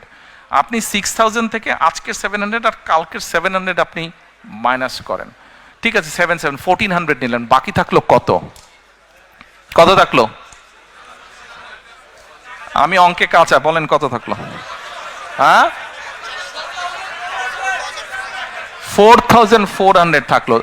এভরি ডে দেখেন, okay whatever it is, 4400 4600 থাকলো, তো 4000 থাকলো। তার মানে আপনি everyday you go and everyday it's adding up. আপনি সামাল দিবেন কিভাবে? Have you thought about it? কিভাবে আপনি সামাল? আপনি চেষ্টা করলেও পারবেন না, চাইলেও পারবেন না। আপনার ডাক্তার, নার্স সবাই টায়ার্ড হয়ে একসময় পড়ে যাবে, পারবেন না, ইউ ক্যানট ম্যানেজ। এটা শুধু ওসমানী মেডিকেল কলেজ না, আপনার 64টি জেলায় 64টা মেডিকেল কলেজের এই অবস্থা। অর্থাৎ যা ইনফ্রাস্ট্রাকচার তার ডাবল ট্রিপল রোগী আসছে। এখন what we have thought to solve the problem, আমরা প্রিভেনশনে যাব। আমরা গ্র্যাজুয়ালি বাংলাদেশে অ্যাবাউট 100,000 হেলথ কেয়ারার আমরা অ্যাপয়েন্ট করব। 100,000 আস্তে আস্তে আস্তে আস্তে এই 100,000 যে হেলথ কেয়ারার আমরা অ্যাপয়েন্ট করবো গ্র্যাজুয়ালি, এদেরকে আমরা ট্রেনিং দিব। এখানে যেরকম জিপিদের ট্রেনিং হয়, অত বড় ট্রেনিং না, কিন্তু বেসিক কতগুলো আমরা ট্রেনিং দিব। এই মানুষগুলো গ্রামে গ্রামে ঘরে ঘরে যাবে। কারো প্রেশার একটু বেড়ে গেছে, কারো ডায়রিয়া হয়েছে, কারো হালকা ওষুধপত্র হয়েছে, এগুলাকে ওরা ম্যানেজ করবে। অ্যাট দ্য সেম টাইম ওরা গিয়ে এই যে ঘরে ঘরে যাবে, ঘরে গিয়ে ওরা মানুষকে, ঘরে যারা মা বোনেরা আছে বিশেষ করে, তাদেরকে তারা কতগুলো অ্যাডভাইস দিবে। কি অ্যাডভাইস দিবে? অ্যাডভাইস দিবে যে কি কি না খেলে, if you don't eat this things তাহলে কার্ডিয়াক প্রবলেম হবে না, if you do not eat this things তাহলে কিডনির প্রবলেম হবে না, if you do not eat this things তাহলে ডায়াবেটিক প্রবলেম হবে না। অর্থাৎ আপনি যদি এইখানে রুগী কমিয়ে ফেলতে পারেন, হসপিটালে যারা যাবে they will get a better service. Yes, it's a long term program to get the result of this planning. এটা একটা সময় লাগবে, বাট শুরু তো করতে হবে। আমরা এটা শুরু করতে চাই। আপনারা কি মনে করেন this is a good plan? Thank you. আচ্ছা, আমরা আরেকটা কাজ করতে চাই।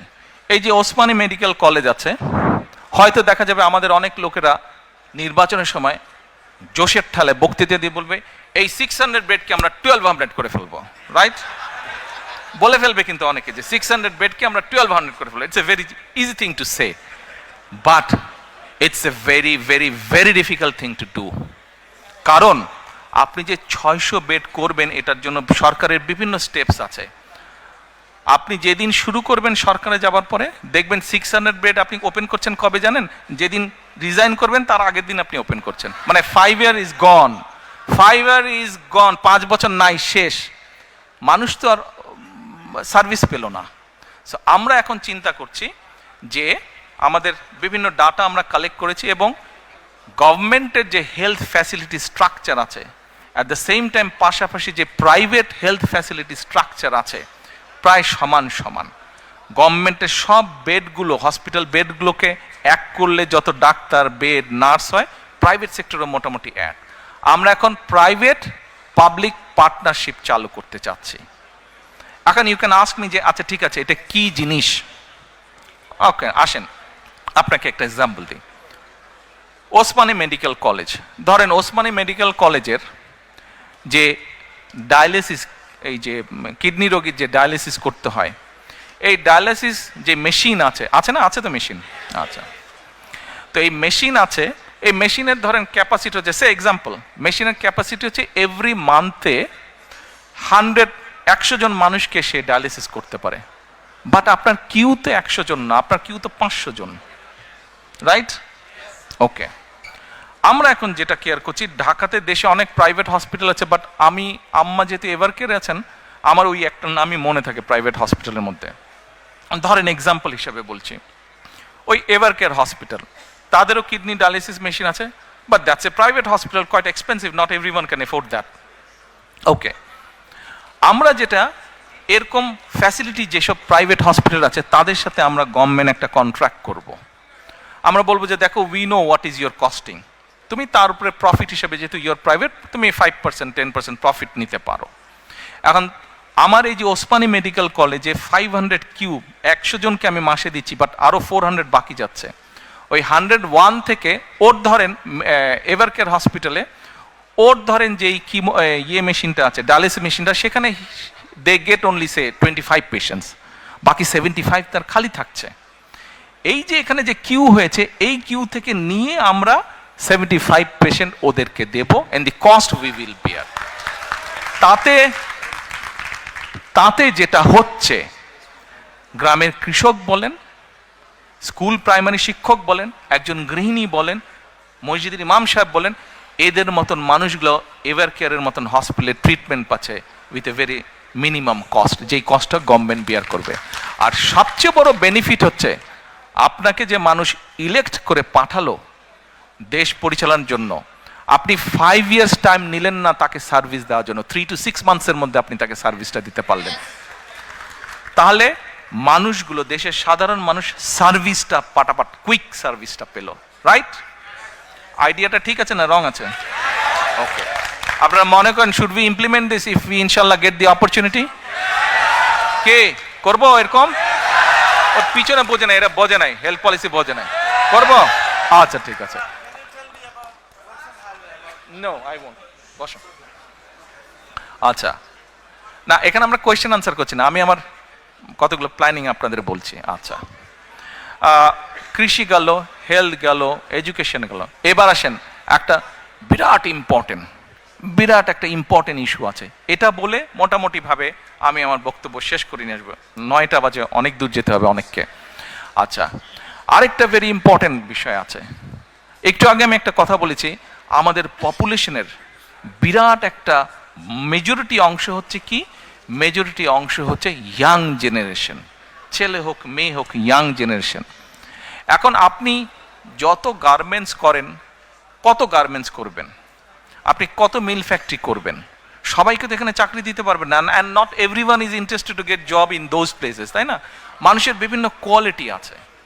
আমরা এই ইয়াং ছেলে মেয়েদের বিভিন্ন, যেমন ধরেন এইখানে অনেককে দেখলাম একটু আগে, এই যে এখনো চলছে, এই যে ডাইরেক্ট টেলিকাস্ট করছে ফেসবুকে অথবা এতে ডাইরেক্ট করছে, এই যে অনেকগুলো এখানে আছে, চারিদিকে তাকালে দেখো।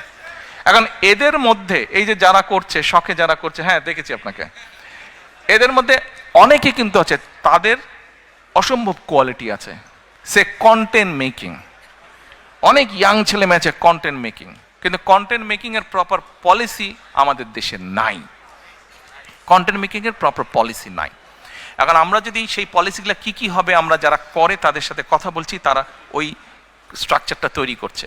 অ্যাট দ্য সেম টাইম এই কন্টেন্টটা সে হয়তো এখন ছেড়ে দিচ্ছে, যখন অনলাইনে হয়তো $50 পাচ্ছে, সে 20 পাউন্ড সে পাচ্ছে, কিন্তু সেই 20 পাউন্ডটা আবার বিভিন্ন যে ইন্টারন্যাশনাল যেটা ফাইন্যান্স ট্রান্সফারের যে মিডিয়া, সেটাও নাই, ফলে সে ডাইরেক্ট পাচ্ছে না। তার হয়তো বন্ধু বান্ধব লন্ডনে আছে, সে তার অ্যাকাউন্টে দিচ্ছে, ওখান থেকে আবার তাকে দেশে দিচ্ছে, এটাই হচ্ছে কিন্তু ফ্যাক্ট। এখন আমরা যে গেটওয়ে আছে, বিভিন্ন ইন্টারন্যাশনাল মনিটারি গেটওয়ে আছে, এদের সাথে আমরা কথা বলছি যে ভাই আমাদেরকে এই ব্যবস্থাটার সময় অ্যাডভান্টেজ দেওয়া। ফলে হচ্ছে কি, যে কন্টেন্ট মেক করছে, যেই ছেলেমেয়েগুলা কন্টেন্ট মেক করছে, তারা কন্টেন্ট মেক করলে তাদের পেমেন্টটা যেমন ডাইরেক্টলি পাচ্ছে, পলিসি যখন স্টেট গভর্নমেন্ট যখন পলিসি তৈরি করবে, ভাই আমাকে একটু টাইম দেন, আমি তাড়াতাড়ি শেষ করে দেবো, আপনার পরে কথা বলেন, হ্যাঁ পরে কথা বলেন, তখন হবে কি, তার ইনকামটা বেড়ে যাবে। তারপরে আসেন, আমাদের অনেক ইয়াং ছেলে মেয়ে আছে, তাদেরকে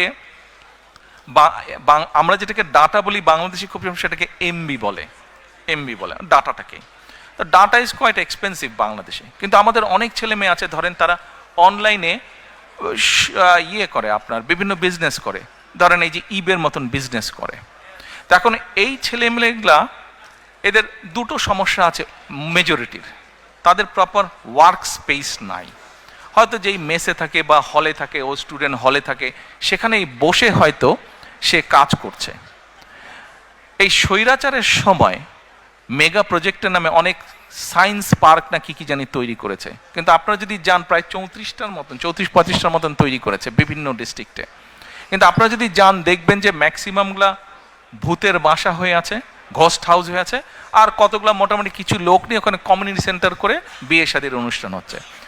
আমরা চাচ্ছি এগুলাকে কনভার্ট করে এইসব জায়গায় আমরা ফ্রি ওয়াইফাইয়ের ব্যবস্থা করব, এবং ওই যে ছেলেমেয়েরা যারা কাজ করছে এদেরকে ধরেন 2 বন্ধু মিলে কাজ করছে, 3 বন্ধু মিলে কাজ করছে, বা একজন কাজ করছে, ওদেরকে আমরা ওখানে ছোট ছোট ওয়ার্ক স্পেস দিব। ফলে ওর নিজের কোম্পানি তৈরি করবে। ও অনলাইনে সেটা ডাটা প্রসেসিং হতে পারে, সেটা ডিজাইনিংয়ের কাজ হতে পারে, সেটা কন্টেন্ট মেকিং হতে পারে, সেটা অনেক ধরনের কাজ হতে পারে। এই স্পেসগুলো আমরা তাদের জন্য তৈরি করব। এর বাইরে আমরা আরেকটা প্ল্যানিং করেছি, ওই যে বললাম ডাটা অনেক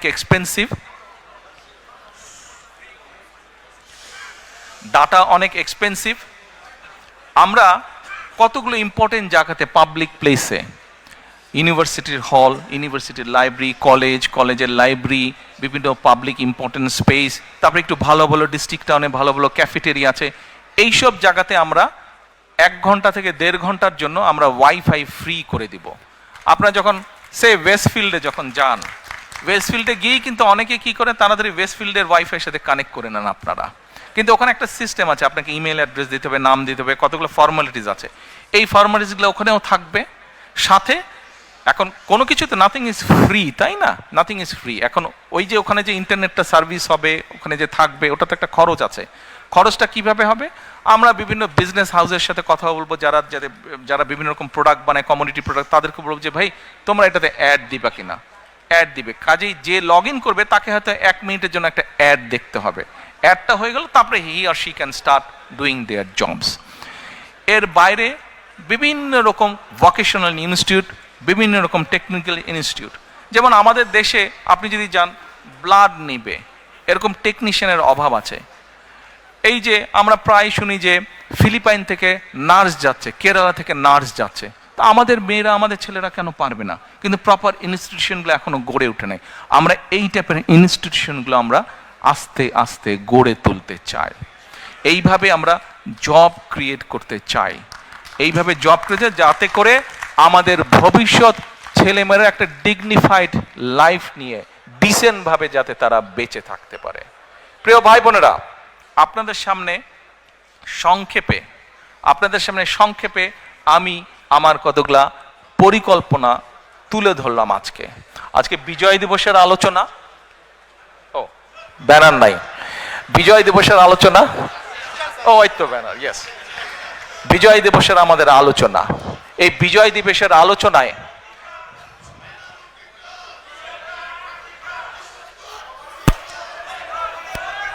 এক মিনিট কথা শুনুন। দেখেন, আমরা আন্দোলন সংগ্রাম করেছি, আমাদের সহকর্মীরা জীবন দিয়েছে, বহু সাধারণ মানুষ, গৃহিণী। এই যে 5ই আগস্ট এই আন্দোলনে আপনাদের নিশ্চয়ই অনেকের ধারণা আছে 63 জন শিশু শহীদ হয়েছে, 63 জন শিশু। কাজে এই যে 5ই আগস্ট আমরা আমাদের পূর্ণ স্বাধীনতা বলেন, বা আমাদের যে এই সুযোগটা আমরা পেয়েছি, এই সুযোগটা কিন্তু সামনে যে নির্বাচনটা, এই নির্বাচনটা কিন্তু শুধুমাত্র, এই সুযোগটা, এই যে নির্বাচনের সুযোগটা, এটা কিন্তু কোনো এক্সপেরিমেন্ট অথবা এক্সপেরিয়েন্সের সুযোগ না। কিন্তু আগামী যে সময়টা আসছে এটা কিন্তু একটা পরিবর্তনের সুযোগ। আমরা যদি এইবার দেশটাকে পরিবর্তন করতে পারি তাহলে আমরা এগিয়ে যাব। প্রিয় সহকর্মীবৃন্দ, ফোনটা তো প্রথমেই তো বলেছে, প্রথমেই বলেছে। শোনেন শোনেন, আপনারা প্রবাসে আছেন, প্রবাসীদের কাছে প্রথমে আমি কৃতজ্ঞতা প্রকাশ করেছি। আমাদের যে স্বৈরাচারের বিরুদ্ধে আন্দোলন, এই আন্দোলনে প্রবাস থেকে বহু প্রবাসী বিভিন্নভাবে সহযোগিতা করেছেন। এই আন্দোলন সফলতার পিছনে প্রবাসীদের একটি বিশাল ভূমিকা রয়েছে, প্রবাসীদের একটি বিশাল ভূমিকা রয়েছে। কাজেই প্রবাসীদের অবদানকে কোনোভাবে আমরা খাটো করে দেখতে পারি না। কিন্তু কিন্তু আপনাদের সামনে আমি যেই পরিকল্পনাগুলো তুলে ধরেছি, আমাদেরকে আগে কাজ শুরু করতে হবে। আমরা যদি কাজ শুরু করতে না পারি এবং আমরা যদি সকলের দাবি উপস্থাপন করতে থাকি, তাহলে কিন্তু একটা ইনডিসিপ্লিন তৈরি হবে, ফলে আমরা কিন্তু আমাদের কাঙ্ক্ষিত লক্ষ্যে পৌঁছতে পারবো না। এই মুহূর্তে একটু আগে যেই কথাটা আমি বলেছি, প্রিয় ভাই বোনেরা, একটু আগে যেই কথাটি আমি বলেছি, সেই কথাটি হচ্ছে যে এই আগামী নির্বাচন কিন্তু কোনো এক্সপেরিয়েন্সের বিষয় না, এক্সপেরিমেন্টের বিষয় না। এই সুযোগটা আমাদের কাজে লাগাতে হবে, এইটিকে সদ্ব্যবহার করতে হবে। আপনাদের সকলকে, প্রবাসীরা যেরকম আন্দোলনকে গড়ে তুলেছেন বিভিন্ন সাহায্য সহযোগিতার মাধ্যমে, একইভাবে প্রবাসীদের সামনে এখন বিশাল দায়িত্ব হচ্ছে যে সঠিক দলকে নির্বাচিত করতে সহযোগিতা করা। যেই দল সঠিক পরিকল্পনা নিয়ে আগামী দিনে দেশকে গড়ে তুলতে সক্ষম হবে, যেই দল আগামী দিনে সঠিকভাবে বাংলাদেশকে সামনে নিয়ে যেতে হবে। আমরা যদি সকলে ঐক্যবদ্ধ থাকি, আমরা যদি সকলে একসাথে থাকি, দয়া করে একটু বসবেন, একটা জিনিস দেখাবো আপনাদেরকে। দয়া করে একটু কষ্ট করে বসবেন, আর 10 মিনিট, তারপরে সেরে দেবো। 10 মিনিট, অনলি 10 মিনিটস। তুমি এরকম পাগল করো কেন? বসুন। আমরা যদি একসাথে থাকি, ঐক্যবদ্ধভাবে থাকি, তাহলে আমাদের এই প্রিয় মাতৃভূমিকে কিন্তু আমরা সঠিক ডাইরেকশনে নিতে পারবো। প্রিয় ভাই বোনেরা, আপনারা দেখেছেন, আমি কিন্তু 1 বছর আগে বলেছিলাম, দেখুন আপনারা যারা, আপনাদের এই কথাগুলো শুনতে হবে। যদি কথাগুলো না শুনেন, এই ছবি কিন্তু কোনো লাভ হবে না। দয়া করে কথাগুলো শুনুন, দয়া করে কথাগুলো শুনুন, কথাগুলো না শুনলে কিন্তু লাভ হবে না। আমি 1 বছর আগে আপনাদেরকে বলেছিলাম যে সামনে কিন্তু আমাদের কঠিন সময়, ষড়যন্ত্র থেমে নেই, এবং এই নির্বাচনও কিন্তু খুব সহজ নয়। আপনারা অনেকেই কিন্তু ব্যাপারটা এখন বুঝতে পারছেন। 1 বছর আগে যা বলেছিলাম সেটা কিন্তু হচ্ছে এখন। আমি আবারও বলছি, সামনের সময় কিন্তু খুব সুবিধার না। কাজেই সকলকে ঐক্যবদ্ধ থাকতে হবে। ঐক্যবদ্ধ থাকতে পারবেন? ঐক্যবদ্ধ থাকতে পারলেই আমরা আমাদের এই যে পরিকল্পনা বললাম, সফল করতে পারবো। ঐক্যবদ্ধ থাকলেই আমরা আমাদের প্রত্যাশিত বাংলাদেশকে গড়ে তুলতে পারবো। ঐক্যবদ্ধ থাকলেই আমরা বাংলাদেশের জবাবদিহিমূলক ব্যবস্থা গড়ে তুলতে পারবো। এই ব্রিটেনে যে আপনারা আছেন, এই দেশের জবাবদিহিমূলক ব্যবস্থা আছে বলেই এই দেশের মানুষ তার ন্যায্যতা থেকে বঞ্চিত হয় না, ন্যায্যতা থেকে বঞ্চিত হয় না। বাংলাদেশের মানুষ বহু যুগ ধরে তাদের ন্যায্যতা থেকে বঞ্চিত হয়েছে। কাজে আসুন, বাংলাদেশের মানুষের ন্যায্য অধিকার যদি ফিরিয়ে দিতে হয়, যে কোনো মূল্যে আমাদেরকে কি করতে হবে? ঐক্যবদ্ধ থাকতে হবে। ঐক্যবদ্ধ না থাকার কোনোই বিকল্প নেই আমাদের। United we stand, divided we fall. কাজে এই কথাটি আমাদের সকলকে মনে রাখতে হবে।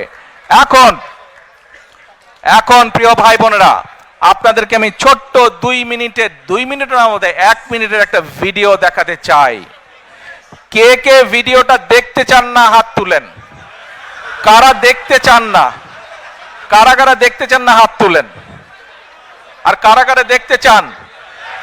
ধন্যবাদ। কিন্তু দেখতে হলে একদম কোয়াইট হতে হবে, একদম কোয়াইট হতে হবে দেখতে হলে।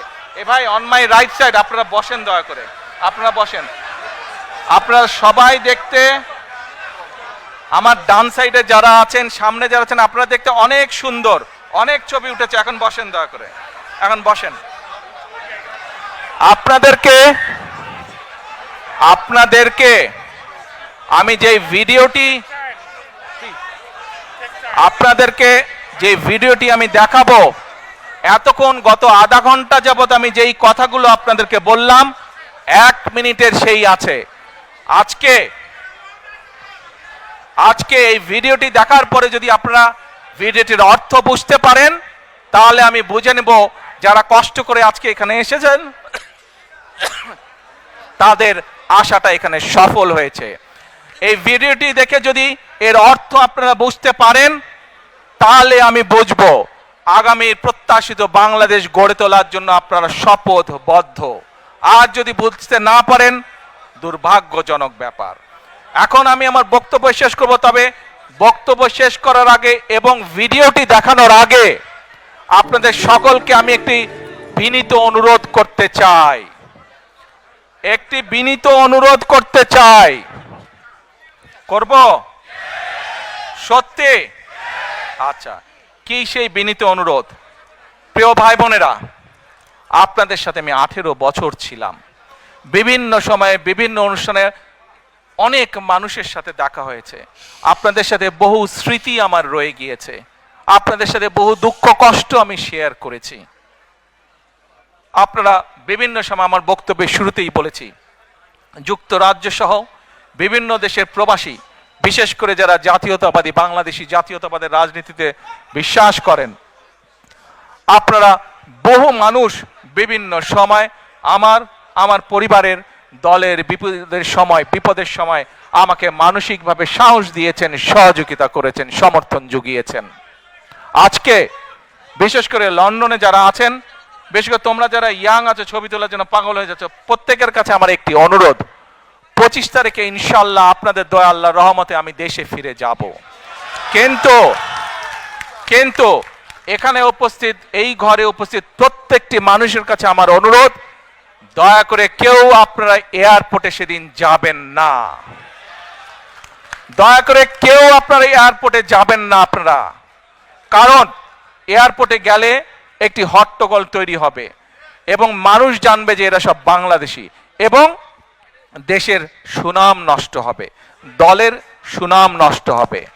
যারা এয়ারপোর্টে যাবেন না, যারা সেদিন এয়ারপোর্টে যাবেন না, আমার আজকের এই অনুরোধ যারা রাখবেন, আমি ধরে নিব তারা দল এবং সর্বোপরি দেশের সম্মানের প্রতি মর্যাদা রাখবেন। আর আমার মানা করা সত্ত্বেও, আমার অনুরোধ করার পরেও যারা যাবেন, আমি ধরে নিতে বাধ্য হব যারা ব্যক্তিগত স্বার্থের জন্য সেখানে গিয়েছেন। কাজেই আপনাদের কাছে বিনীত অনুরোধ রেখে আমার বক্তব্য শেষ করছি। সেই 1.5 মিনিটের ভিডিওটির দেখার অনুরোধ করছি। প্রিয় ভাই বোনেরা, সকলের কাছে দোয়া চেয়ে যাচ্ছি, আপনারা দয়া করে দোয়া করবেন, দেশনেত্রী খালেদা জিয়ার জন্য দোয়া করবেন। আপনাদের সামনে যে পরিকল্পনা তুলে ধরেছি, আল্লাহ যাতে আমাকে তৌফিক দেন দেশ এবং দেশের মানুষের জন্য সেই কাজগুলো যাতে সম্পূর্ণ করতে পারি। আল্লাহ হাফেজ। বাংলাদেশ জিন্দাবাদ। বাংলাদেশ জাতীয়তাবাদী দল জিন্দাবাদ। আসসালামু আলাইকুম।